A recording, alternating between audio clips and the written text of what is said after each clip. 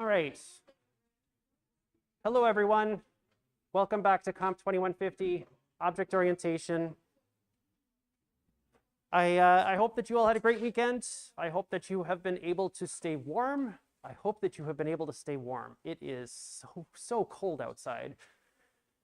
People that were born in Winnipeg really like to gatekeep weather. Like, we like to tell other people, oh, it's not that cold outside. It's not that bad.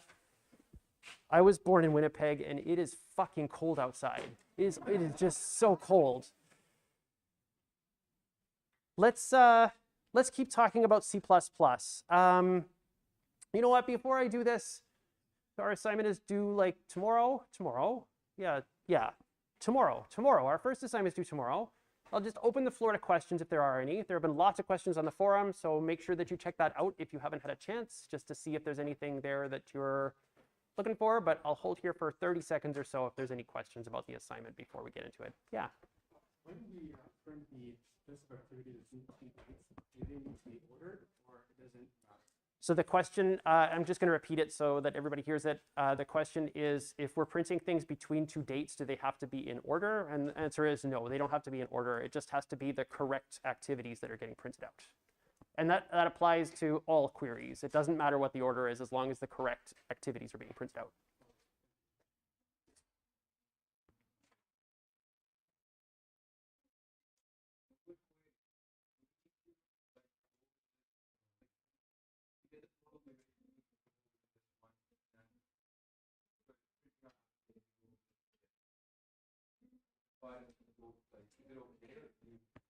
So the question is, to print out the total amount of time, you have to go through the list to add everything up. And then to print them out, you have to go through the list again. That's totally fine, yes. Because the format that in the assignment prints out the two durations before and then the activity. Yeah. So we're not looking for like optimization strategies here. That's not what we're looking for. It's okay that you have to do a linear lookup. It's okay that you have to do a linear lookup twice. I'd prefer it to look similar because it's going to make your graders' lives a lot easier to see identical or similar output to what we have there.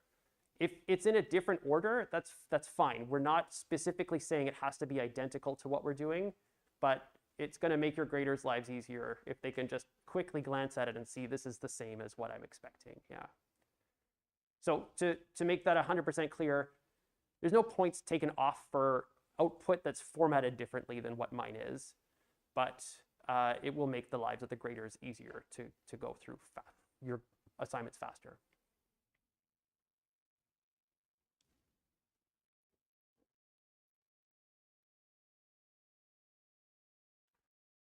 Good, excellent. Okay. Let's keep going with this example. I'd like to start by reminding you where we were last time before we start actually writing code, just so that we're all on the same page with what we were doing and where we were at. The place that I'm starting off is the place where I left off in the video last time. The sample that I uploaded to the course webpage is slightly different in that it actually compiles. But I want to go through the process of like, let's read some C++ error messages and figure out why that didn't compile. And then we'll get it to compile in class together.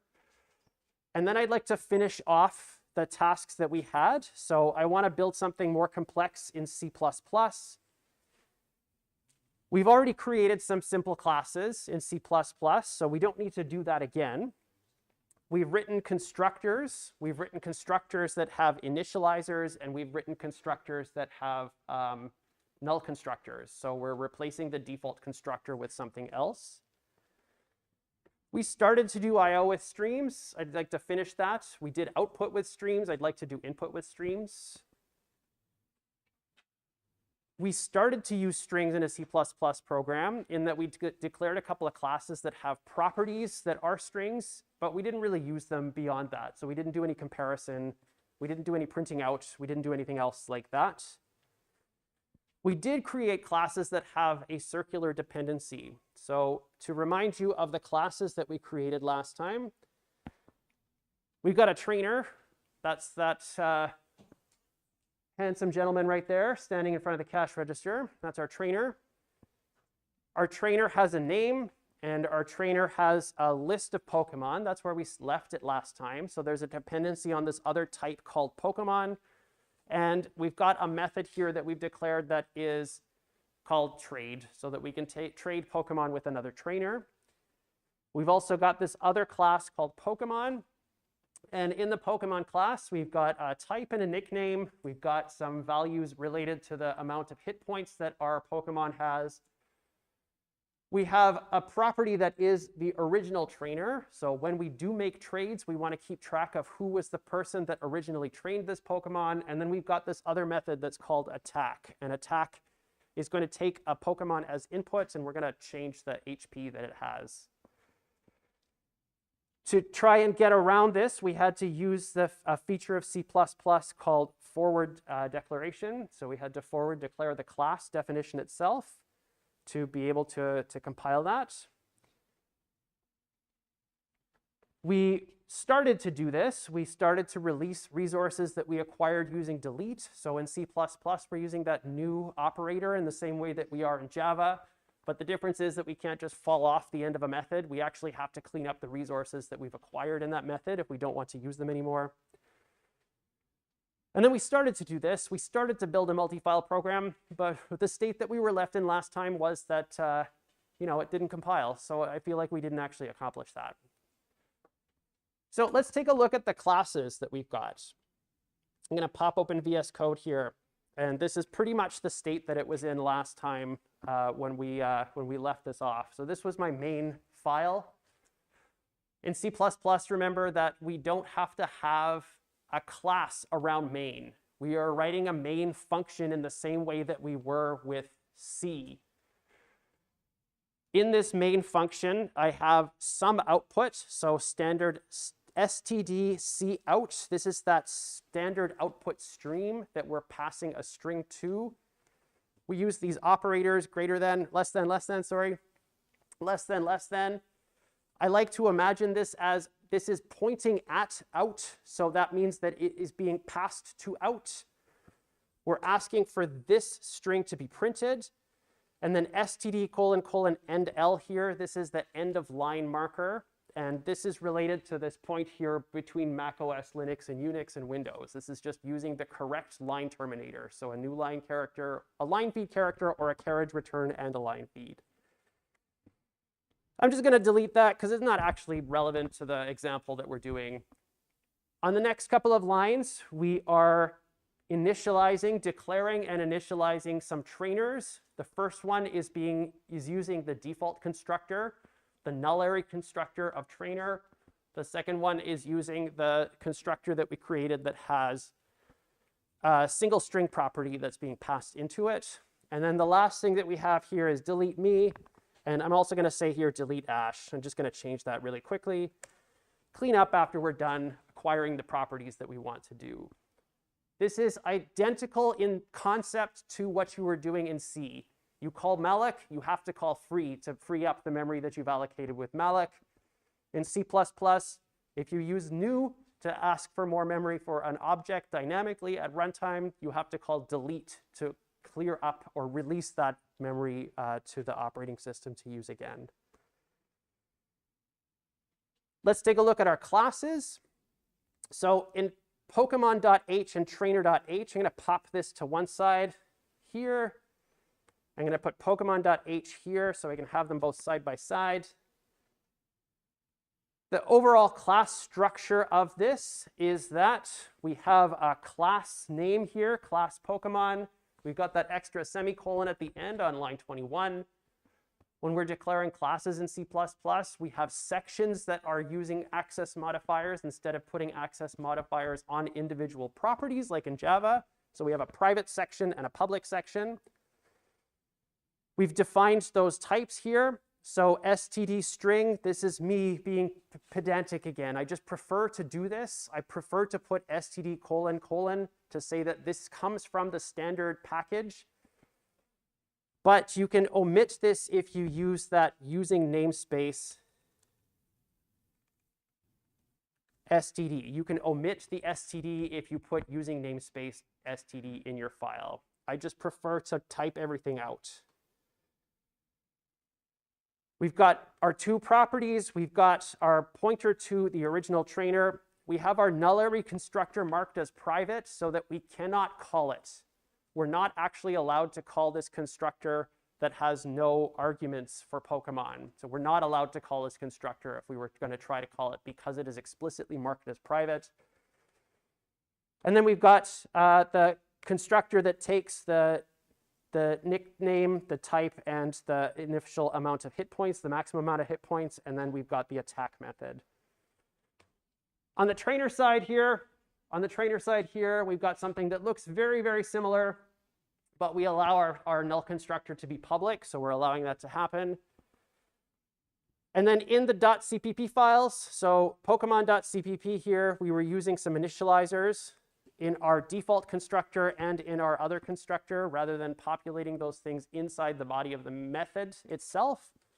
We left our attack method as empty, but we can change that today. Let's change that today.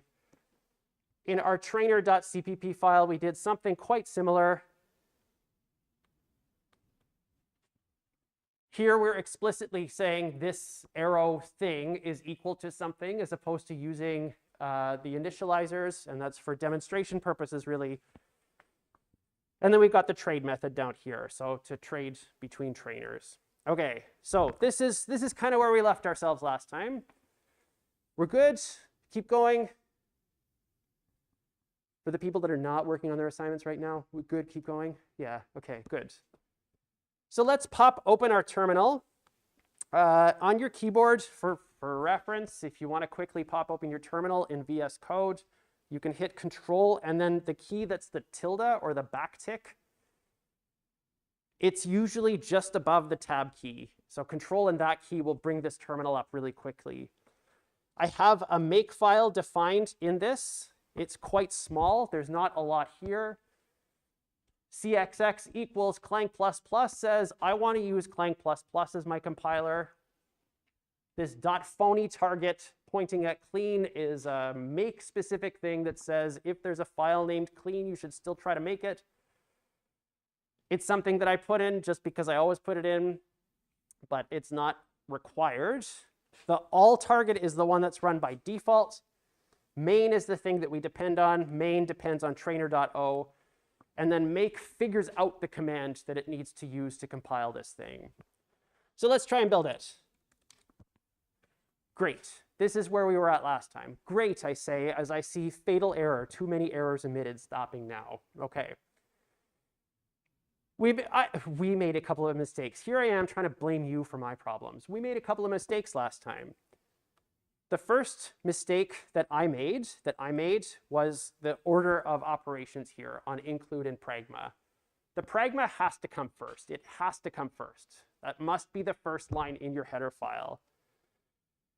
It has to come first for the same kind of reason that I was demonstrating in class, where we're basically just copying and pasting this entire file when we have this include line. So I'm going to change that first. I'm going to put these pragmas at the beginning of the file.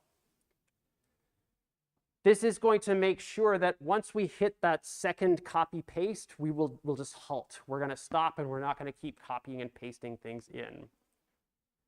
So that's step one. Let's try and make this again. Now we only have 7 errors. Our compiler isn't just giving up completely before nothing happens. All of these things are related to STD, undeclared identifier STD. All of them are related to undeclared identifier STD. All of them are also quite helpfully, pointing at STD string. Every single one of them is pointing at STD string. Here's a major difference between C++ and Java. The string type is not part of the language. In Java, string is part of the language. The class string it's just part of the base language. You get that if you are writing code in Java. That is part of the language in its entirety. In C++, string is not part of the language. It's part of the standard library. you should use strings. You should use strings. You should definitely use strings, but it's not part of the language itself.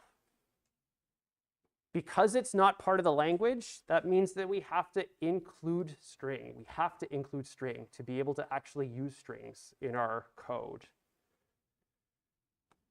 So I'm going to include string. Not question mark, just like full stop. I want to include string here. I also want to include string here because I'm using it in both the Pokemon and the trainer classes. So I want to include it in both places.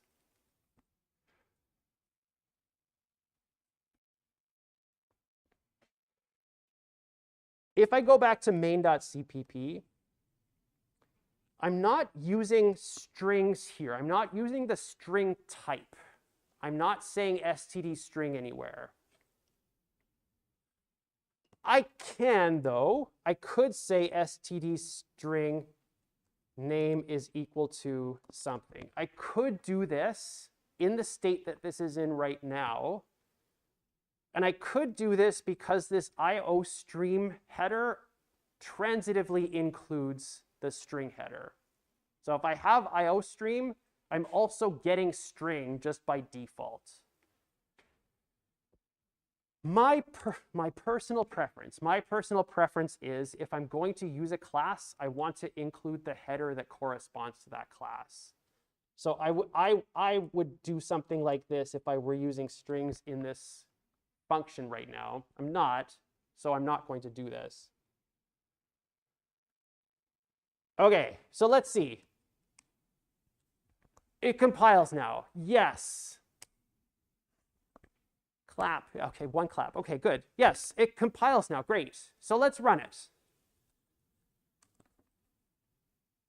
Hello world. Yeah, awesome. Hello world. We did it. This is great. Okay, good. Excellent. We have a compiled class that refers to other classes. It uses circular dependencies. We've got a basic C++ class. We're using forward declarations to get around the whole circular dependencies thing.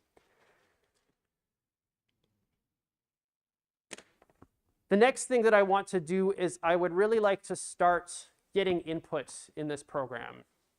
So we have a new trainer. That's me. We have a trainer that's Ash.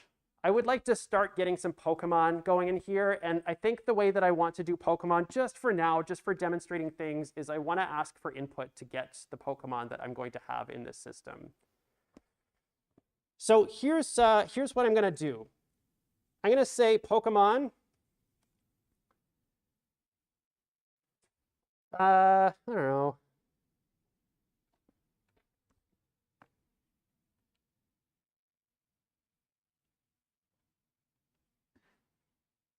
Let's do Bulbasaur. Okay, let's do Bulbasaur. I like Bulbasaur.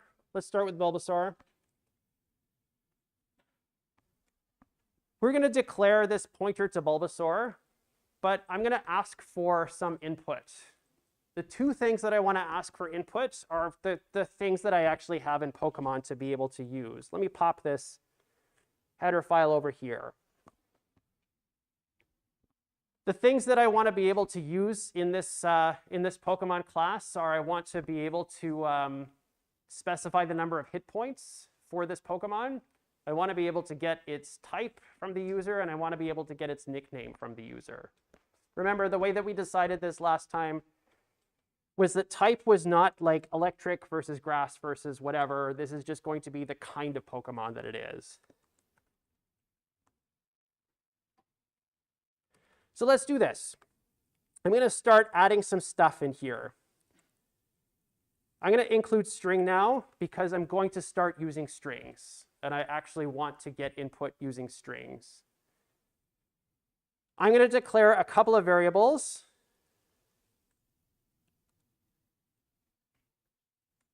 PokeType, nickname. Those are the values that I need to be able to create an instance of a Pokemon. So I'm going to use those values in this function, in my main function. I'm going to say here stdc out. I'm going to print out. Add a new Pokemon.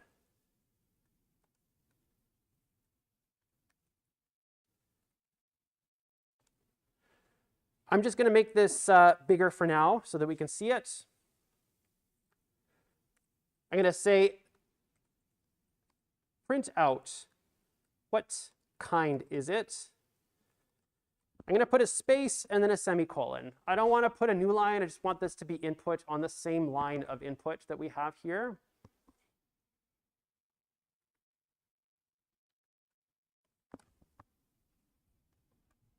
We've got C out for standard output. When we're using the standard output stream, we are sending data to the standard output stream. So we have that less than kind of pointing at C out. C in is the standard input stream. So we invert that. We're now taking the stream of data that comes from C in and we're sending it to something. The thing that I want to send it to here is PokeType.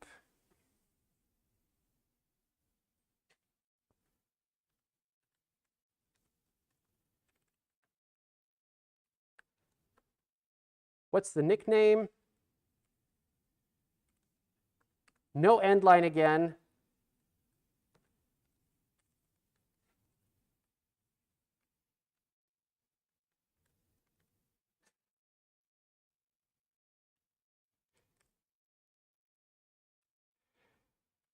Going to put a semicolon here.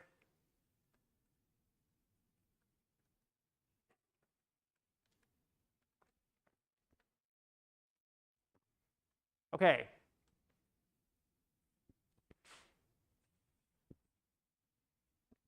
So standard output, print stuff to standard output, stdc out. Let's print a bunch of stuff out to the standard output stream. C in is giving us stuff from the standard input stream. So my keyboard, when I'm slamming my fingers on the keys, typing stuff on my terminal. I'm going to make this. Okay. So I do want to step. I want to stop here. I want to stop here, and I want to point at errors again. You're going to see lots of errors. You will see lots of errors. In C, there's usually slightly more readable. In C++, they're slightly less readable.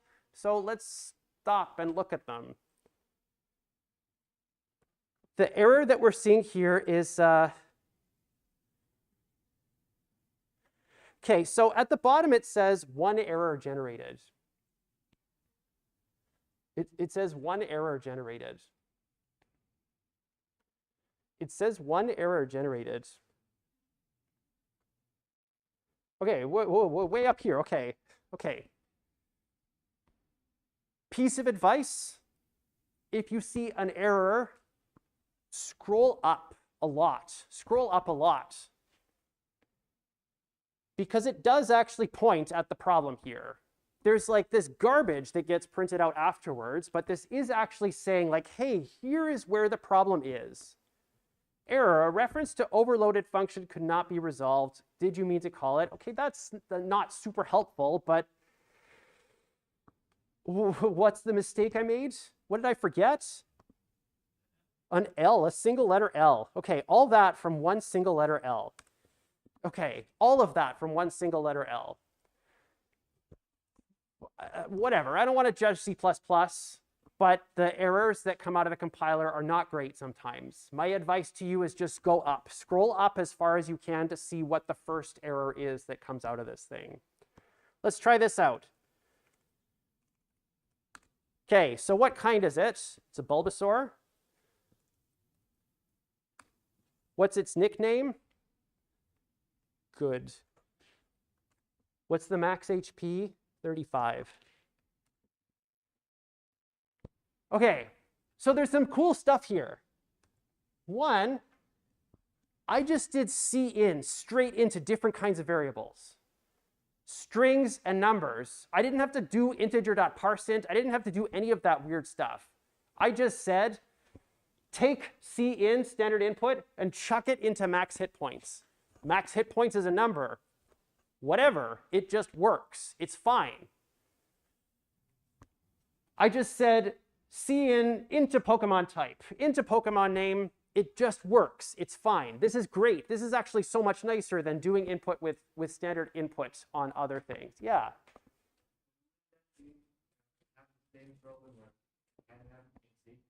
Would it have the same problem as scanf and C? Yes, so the problem that you're talking about with scanf and C is buffer overflow related. So if you've got a string, you've got a string that you have declared as a character pointer or an array of characters. And I'm going to type this out. So you do something like this. My string is equal to malloc size of char times, I don't know, 20. So you say you want 20 characters in this string. And then you do scanf %s my string. This is the problem you're talking about? Yeah. String is a class in C++. String is not just an array of characters. In C, a string is literally an array of characters, and there's no bounds checking. So if I type 4,000 characters in here, it's just going to blindly try and fill up 4,000 characters of stuff. What's happening there is that it starts to fill up that 4,000 characters worth of stuff, and it's worse if you're doing this.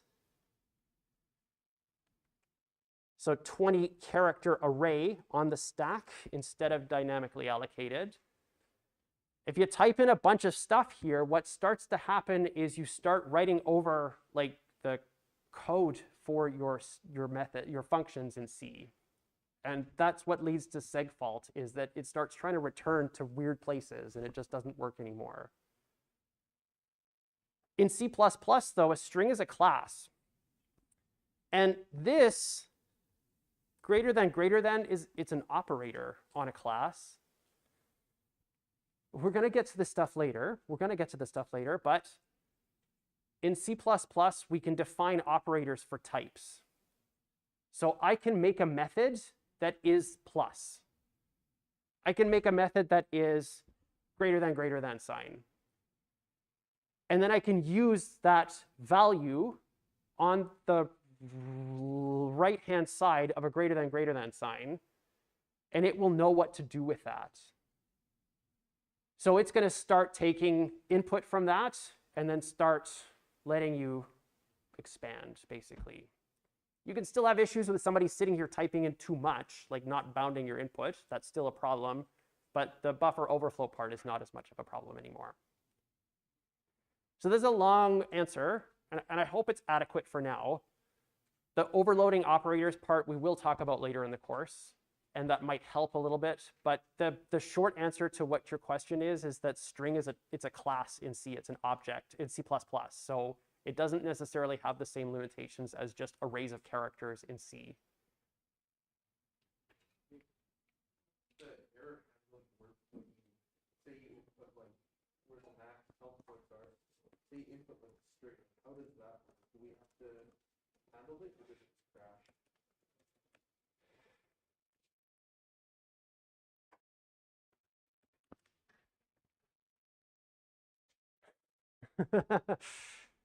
I don't know if that answers your question or not. Let's change this slightly. So we're digressing a little bit, but I'm okay with that.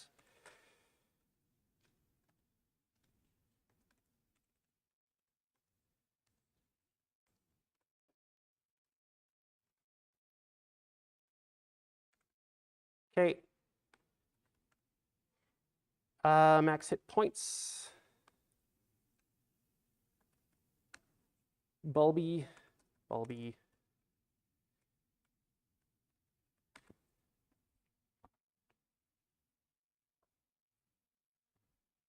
So again, this is an operator. And you know what? This is a good opportunity for me to show this. This is a website that I really like. This is a website that I really like. I'll put a link to this in today's lecture notes spot. This is a place that I really like to go. You might spend some time here. You might spend some time here when you're trying to do some C++ stuff, but it's also got a C reference, which is nice. What I'm looking for here is operators. It doesn't say operators. Where is that in this? I don't know. Operator overloading. That's what I'm looking for. So this is a list of the operators that you can overload for classes in C++. And I believe what you have to do, it's been a long time since I've done this, I believe what you have to do is you have to define that operator for a bunch of different kinds of types. And if it's not defined for that type, then it's just going to use some default overloading mechanism. Again, the short answer is we'll look at this later when we're talking about operator overloading, but you don't really have to handle that. You would check to see, did I get 0 in that variable, and ask again maybe, because maybe 0 is an invalid value for that kind of thing. Yeah. Okay. So I will, like I said, I'll post a link to this webpage on the course webpage for today's lecture, but this is, I like this resource. I use this a lot. Okay, so what were we doing? What the hell were we doing? We were getting input to try and decide how to create a new Pokemon. There's actually two things that I want to do with this. The first thing that I want to do with this is I want to demonstrate something. And what I want to demonstrate is that the null array constructor here is private, so we're not allowed to call it. So if I do try to use that null array constructor,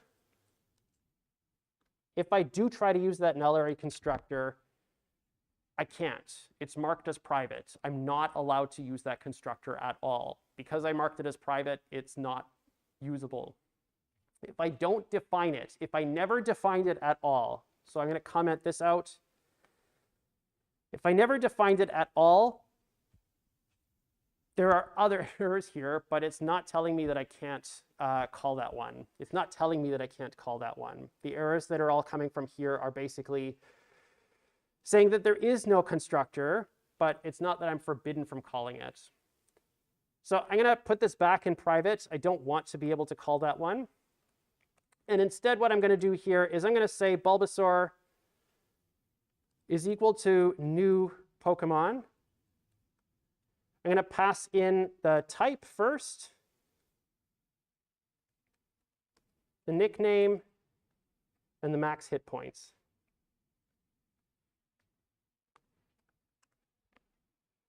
Again, I cannot type everything out here. Okay, good.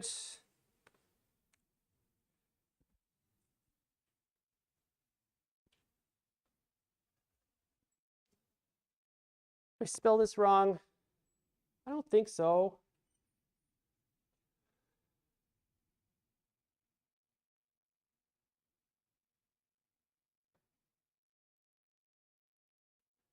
Oh no, no, I'm really embarrassed.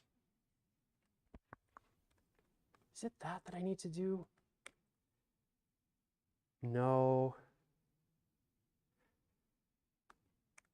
I'm going to change my constructor here to be pointers to string instead of just instances of string. That's what I'm going to do. Strings are objects in C++, just like they are in Java. In Java, they're part of the language. In C++, they are just classes. They're just regular classes that we have to use. So I'm going to do this. I'm going to change these to be pointers to string instead of actually passing the strings. And then in my Pokemon.cpp, I'm going to have to make the same change here. So I'm going to come back to this. And I'm going to change this to a pointer and this to a pointer. And we're using our initializers, so we don't have to make any changes there. We will have to make a change here to be null pointer instead of the empty string. So this is still not going to work because we have to change our main function to take pointers here. This should hopefully work. It's closer. We're still getting the same error. I'm going to bail out. I'm really going to bail out here. I'm going to bail out on this one, and then I'm going to come back to it next time. The important part of what I was trying to show you here is that we can get inputs into variables using stdcin. That was the main point of this conversation. So I'm going to come back to that one a little bit later. All right. So I'm going to pop over here to my classes. These are the classes that I've got right now. I have a trainer type and I have a Pokemon type. And in the trainer type, what I've got is a list reference to Pokemon. This is a reasonable design choice to make. It's a reasonable design choice to make, but I'm going to change my mind. I'm going to change my mind about what we're doing here. The reason that I want to change my mind about what we're doing here is that in this game, we don't have a list of Pokemon, but instead we have a fixed number of Pokemon that we're allowed to have at any given time. We've got 1, 2, 3, 4, 5, 6. We're allowed to have 6 Pokemon in this game at any given time. That's as many Pokemon as we can have on us at any given time. So I'm going to change this not to be a list. Surprise, surprise, yeah, surprise. We're going to back away from lists for a second. I don't want this to be a list. A list is a good data structure to use when we don't know at compile time how many things we're going to have. At compile time for this problem, I do know how many things we're going to have, and we're going to have exactly 6 at most. We're never going to have any more than that. So I'm going to change this from being a list of Pokemon to instead being an array of pointers. And it's going to be 6 explicitly in size. I don't want it to be any more than that. So that's the change that I'm going to make here. Let's go back to our code. And let's start making that change. Oh, this is going to bug me. This is going to really, really bug me. And I don't want to just spend a bunch of time up here like farting around trying to figure out what's going on with it either. If nothing else, what you can get from this is to realize that I don't know everything. I don't know everything. I don't know everything.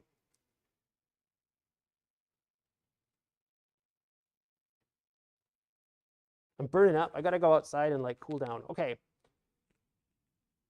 Let's go back to Pokemon. Let's go back to trainer. That's the one that we're changing right now. So what we had here before was that we kind of had this partial implementation of this. We decided at the time, we've got to get started with something, so let's just put a pointer to a Pokemon. A trainer will have a single Pokemon. I'm going to change this to be 6. I want to have 6 pointers to Pokemon. That's it. In C++, arrays are identical to C. They are in every way identical to C. They're in every way identical to C.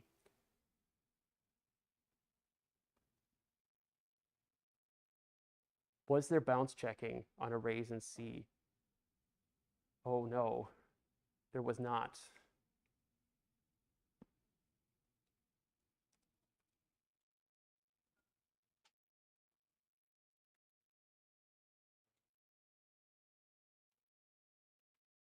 There was no bounce checking on arrays in C. There is no bounce checking on arrays in C++ either. If you are using arrays in C++, you have to do the same kinds of things as you were doing with arrays in C. Let's add a method to this class. I'm going to go back to my design here. I have a trainer. I have Pokemon for that trainer. I have a trade method. What I would like to do is add Pokemon. I want to be able to add Pokemon to this trainer's roster of Pokemon. So my method is going to be a void method. It's not going to return anything back. I want to add a Pokemon. I want it to be a pointer to a Pokemon. And in my class, I'm going to start populating that array of Pokemon that my trainer has. So let's go back to Visual Studio Code. In my trainer class, I'd like to add this new method.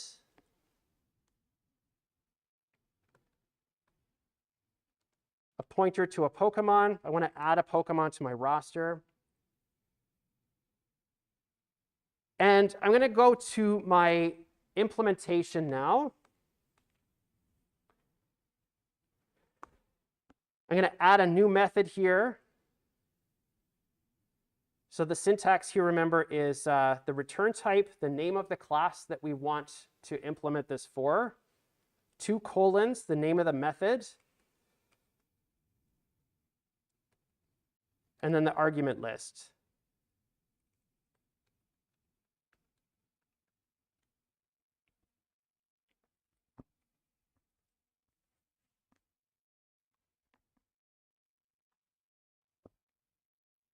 I'm going to put a private property in this class.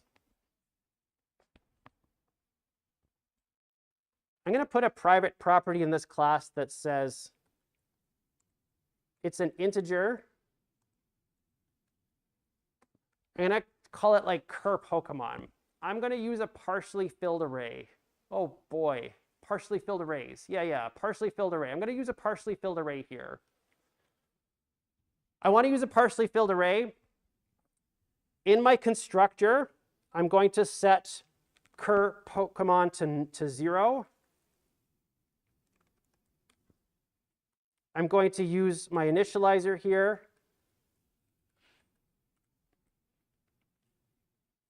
And when I add a new Pokemon to this, I want to use that. It's like my pointer for what my array is currently filled up to. I want to say this Pokemon at cur Pokemon is equal to add. I want to add that Pokemon to my roster. Cur Pokemon ++. Move to the next spot. I should also check. I should check. There is no bounds checking in C++, so I should do that check. It's greater than 6, so I'm going to hard code this right now. If it's greater than 6, I don't want to do that. So if it's less than or equal to 6, less than or equal to 5, less than 6. That's what I want, less than 6.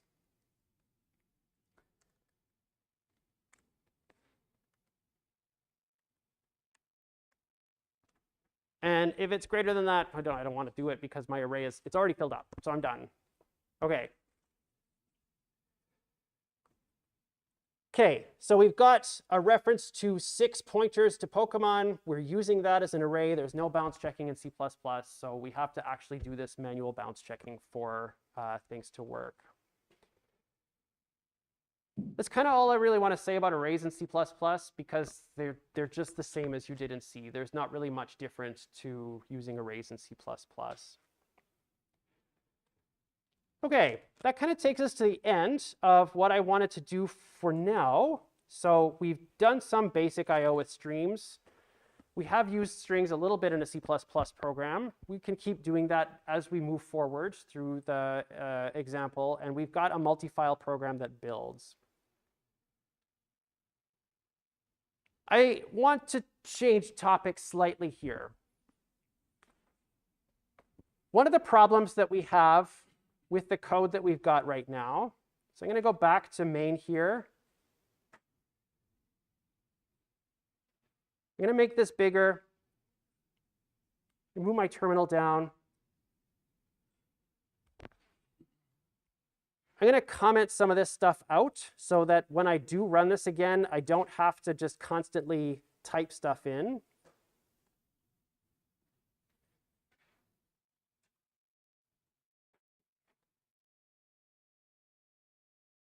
And I'm just going to make a new Pokemon here. So my Pokemon's type is Bulbasaur. I'm going to call it good. And the max hit points is 35. So we'll just hard code this for now. I would like to have multiple Pokemon. I do want to have multiple Pokemon. So let's start doing that. Pokemon, Pikachu. I'll do this all on the same line this time.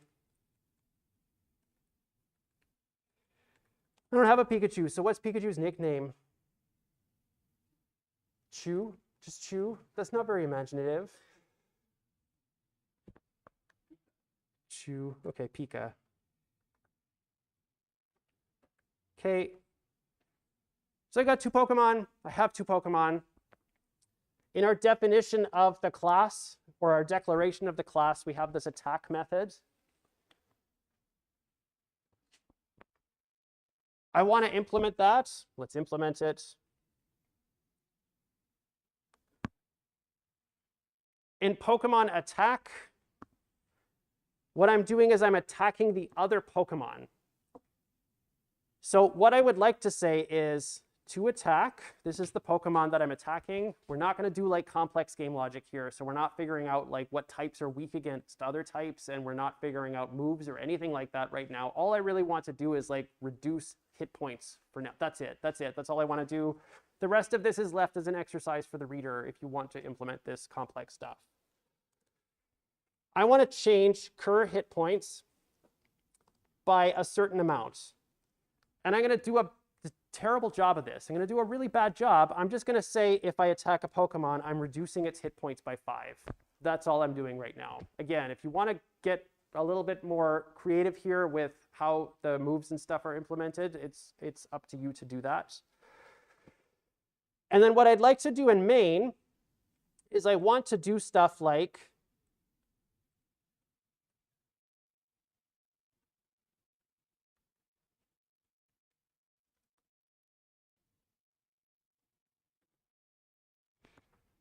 I want to attack Pikachu. I want to take Bulbasaur and I want it to attack Pikachu. I'm going to make this. And we're going to have some problems, I think, because I haven't updated my make file recently. So let's update the make file. Main now depends on Pokemon as well. So we have to add that.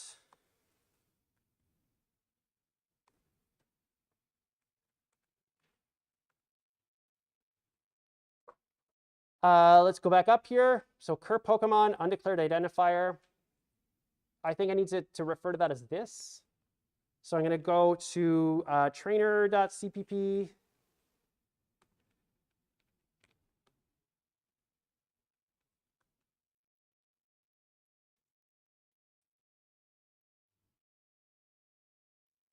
Okay, I'm going to try and make that again. I'm going to open up trainer.h, put this to the side.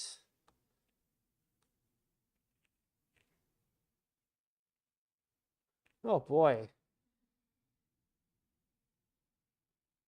I'm going to save it. That's my problem here. Okay. This is not assignable. Okay, that's true. It's an array of type pointer to Pokemon. So I'm going to just comment this line out. This worked before because we had a pointer to one single Pokemon and we changed this to be an array. Similarly, this initializer isn't going to work because it's not a pointer to Pokemon anymore. So I'm just going to comment that out. I'm going to delete these lines, actually. I don't want to just have a bunch of commented out code in here.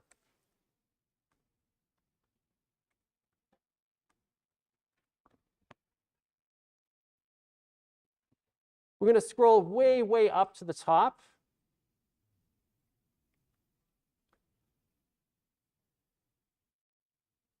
I'm going to go way, way, way up to the top. We're going to go to Pokemon.cpp.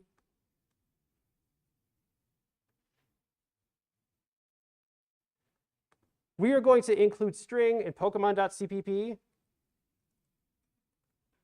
We'll try this again.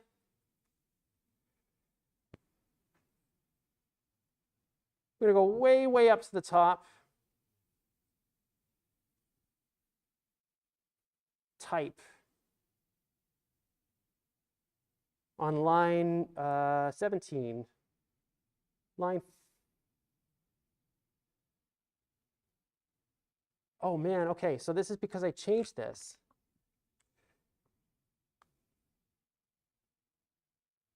I'm gonna go back to Pokemon.h. I'm gonna change these back from pointers to string. I'm going off script here and it's just ruining everything. Okay, so we've got our main function here. We've got Hello Kanto. We've got Pokemon, and we've attacked a Pokemon with another Pokemon. This is great, but we kind of need to be able to see that we've actually had an effect on those Pokemon. Here's where I want to ask you a question. I'm going to tell you about this idea that's called SOLID.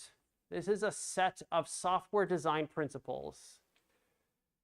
This is something that you will see again in Comp 3350, but it's a reasonable thing to take a look at now.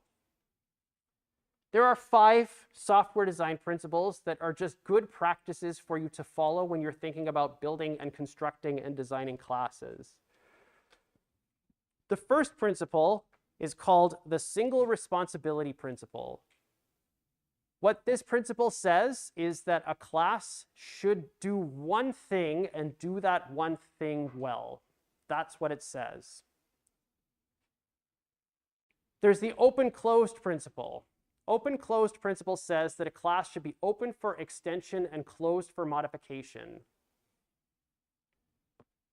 Open for extension and closed for modification generally means don't have a conditional statement that's asking what the instance of something is. Don't have this ladder that's checking on what different types are, because if you add a new type, you need to change that ladder of conditional statements. Liskov's substitution principle is named after Barbara Liskov. This is the only design principle that has a person that's the name of it. I don't know why it's that way, but that's the way it is. This is Barbara Liskov. She was a researcher in software engineering and software design. What this says is that if you have classes that are related to each other as subtypes, so you have a class hierarchy, and you have a single parent type, you should be able to replace any type, any subtype in there, and as long as it implements the interfaces, it should still work correctly without any modification. There's the interface segregation principle that says an interface should have as few methods as possible.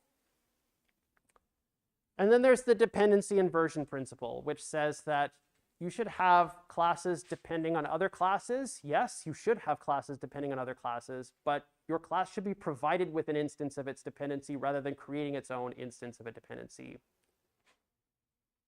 These are all good principles. The only one I really care about right now is the single responsibility principle. If you've got a class, it should do one thing, and it should do that one thing well. That's the only one I care about right now. And I have a question for you.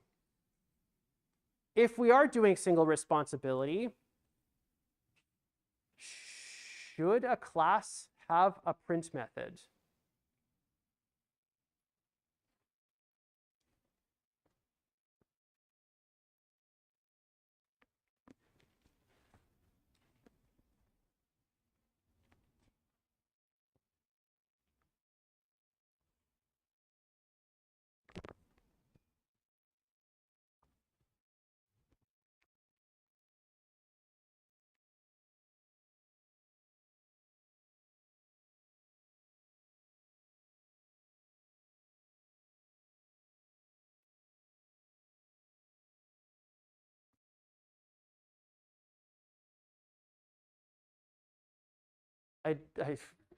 I'll be honest, I wasn't expecting it to work out like that.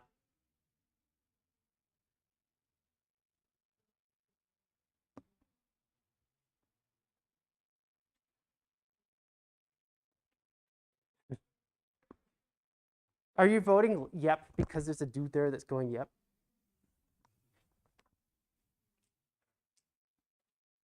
I'm going to tell you what I think. I'm going to tell you what I think. I don't think so. No, I don't think so. A class shouldn't be able to print itself. Yeah, why does this even matter? A class shouldn't be able to print itself. My justification for this is that, okay, this has been a fun example. This has been a fun example. I'd like you to take this home to your parents and ask them to use it, please.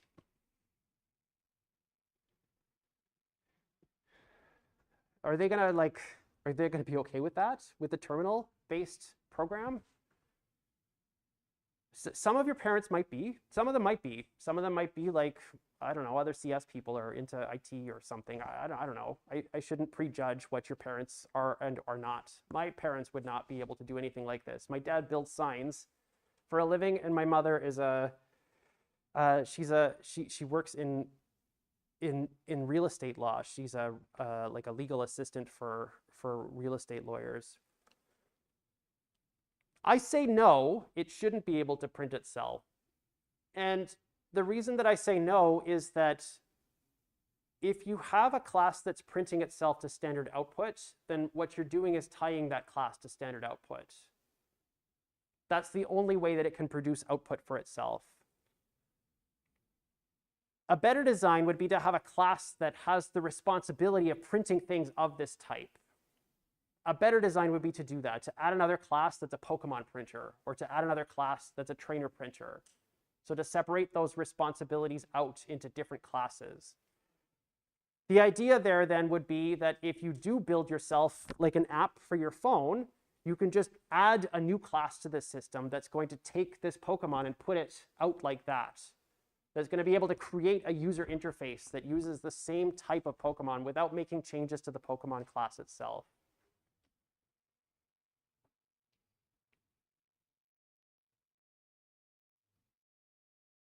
So let's do that. Here's what I'd like to do. I'm going to close this. I'm going to add another class to my set of classes here, to my suite of classes, and I'm going to make it called Pokemon Printer.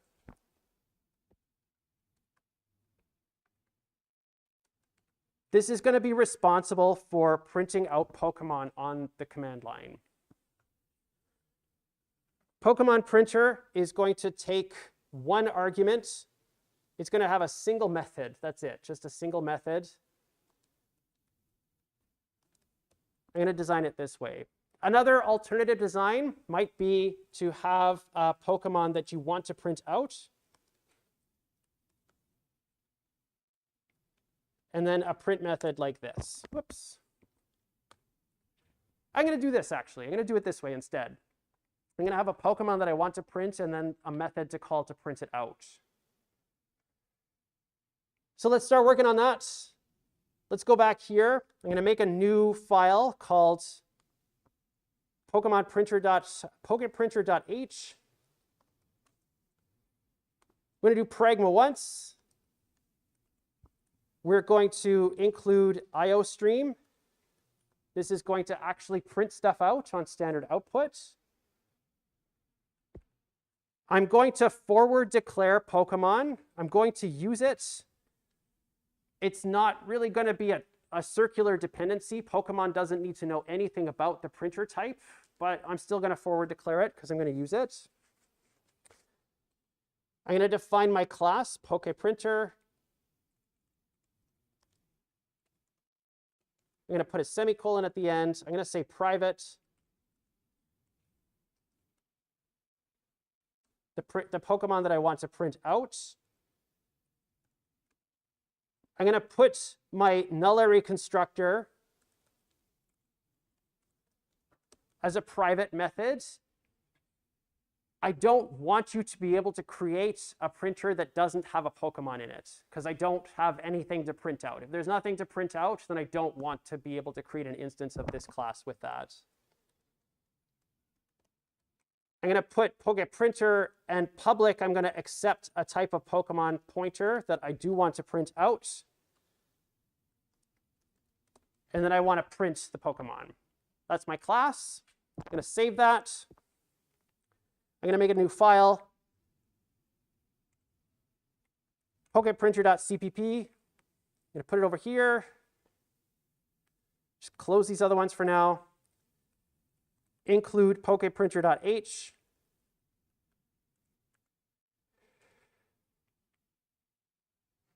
I've got my private constructor.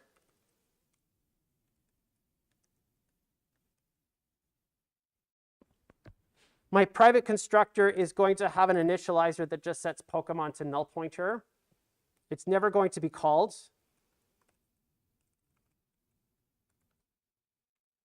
But I need to have it here. I need to have this empty constructor that doesn't do anything and will never get called.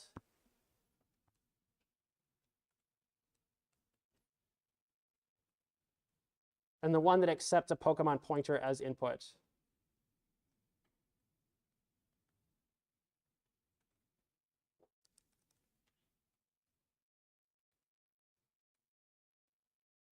So make this a little bigger so we can see it. And then this is empty again. There's nothing that goes inside of that because we're using the initializer. I need to include IO stream here. I guess I don't need to include it in the header file because I'm not actually doing any printing there. So I'm doing it here. So I'm going to include IO stream here. I'm going to say void PokePrinter print. And then I want to start printing stuff out. So I'm going to say std cout to print. And then what methods do we have on here? What can we get out of this? Well, we can't actually get anything out of here. So we kind of have to add some accessors to this. We've been able to avoid it for now because we haven't really needed them, but I want to be able to start printing some of this stuff out. So I'm going to add a couple of methods here. I'm going to add methods to get the nickname, and I'll get the current hit points. So I'm going to say std string get nickname as public method, and int cur hit points get cur hit points as another public method. I'm going to open up Pokemon.cpp.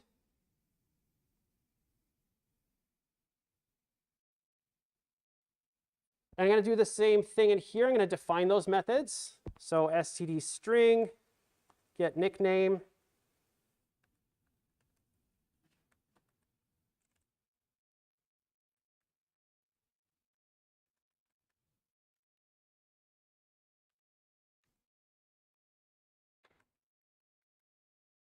and return the current hit points.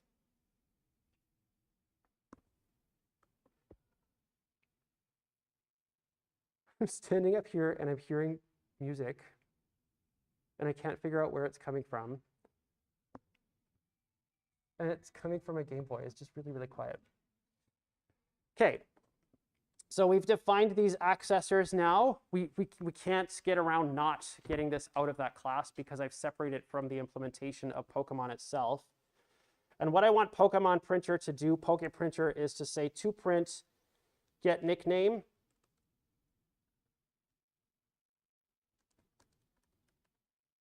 And what I want it to print out is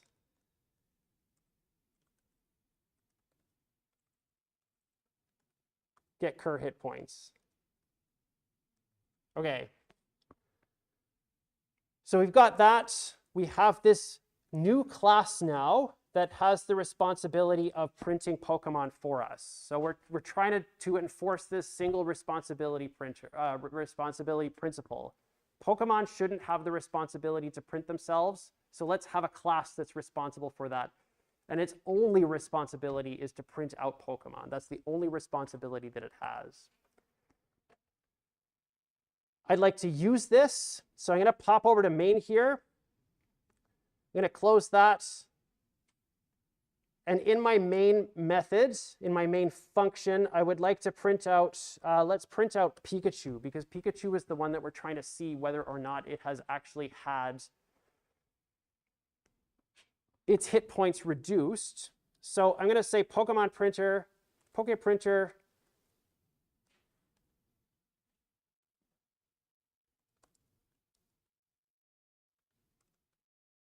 I'm going to pass as input to that Pikachu. And I'm actually going to put this just up here. So just after I have initialized Pikachu.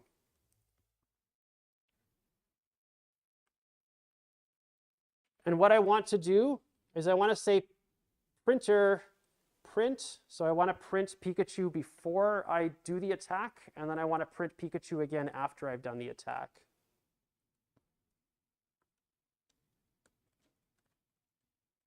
Okay.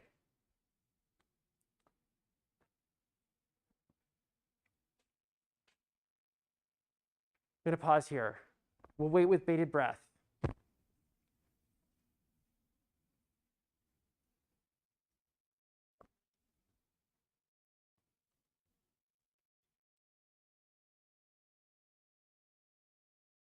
Okay, we're close. Invalid use of this outside of a non-static member function. So let's pop open Pokemon.cpp here.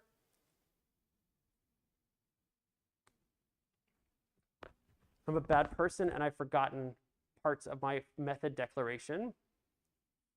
I need to say Pokemon,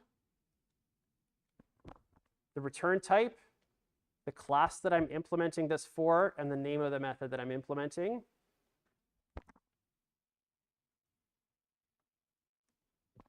Okay.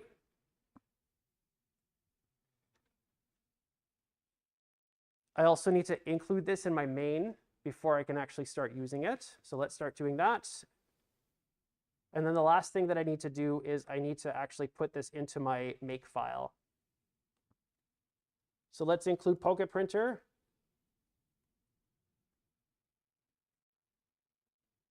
And then I'm going to edit my make file. I'm going to edit it in VI down here. So the main file is depending on PokePrinter.o.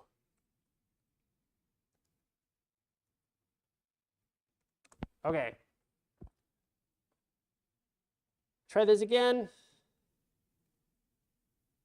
I'm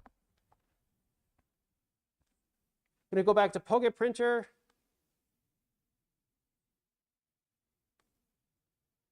And I need to say it's called Pokemon.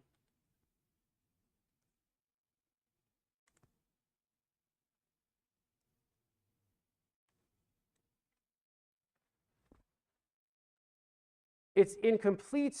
Okay, so this is saying now that it's unable to access incomplete type Pokemon. So this is an error that you will see when you're starting to try and work with C++ classes. In PokePrinter.h, so I'm going to put this up to the side over here.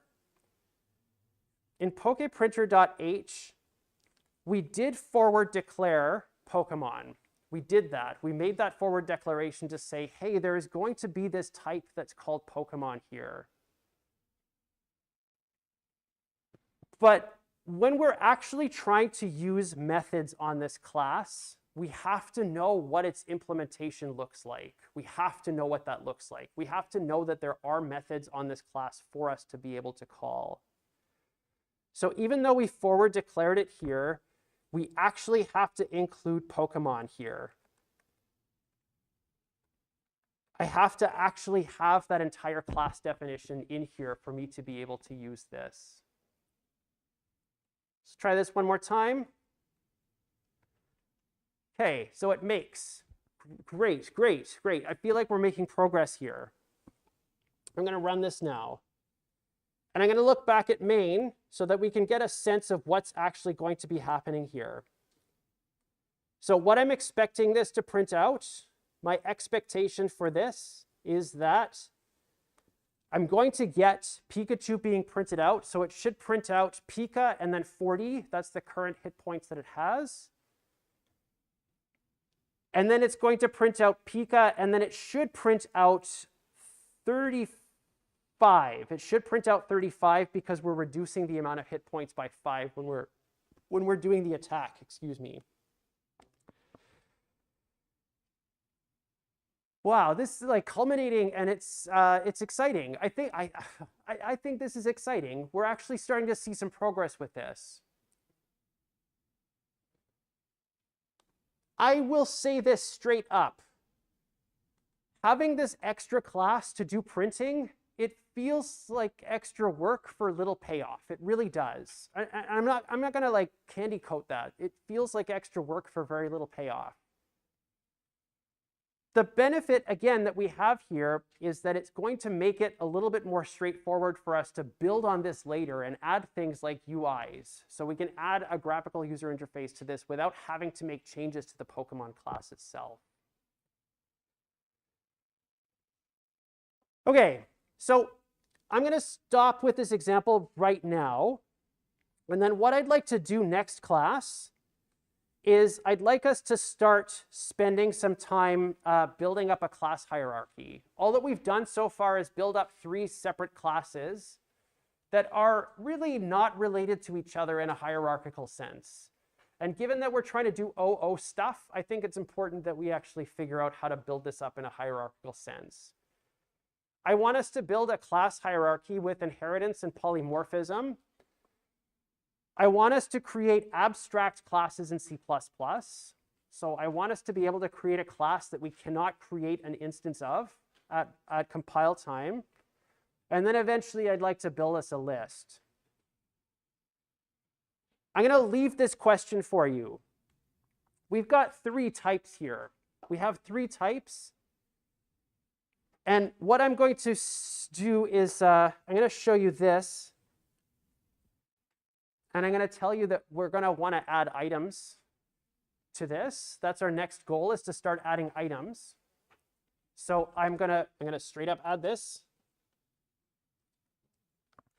I want to be able to put item, not interface requirement. I want to be able to put a class item on here. We've got 4 classes now. Which one of these are we actually going to put into a hierarchy? This is not a question for you to answer right now. This is for something for you to think about. Which class makes the most sense to use a hierarchy to represent its relationship with other instances of classes of that type? I'll open with this next class. So we'll think about this question in the next 72 hours or whatever until the next class. And then we'll come back and we'll try and figure out what we should do here. All right, thanks for coming out, and I will see you all on Thursday. Bye, everybody.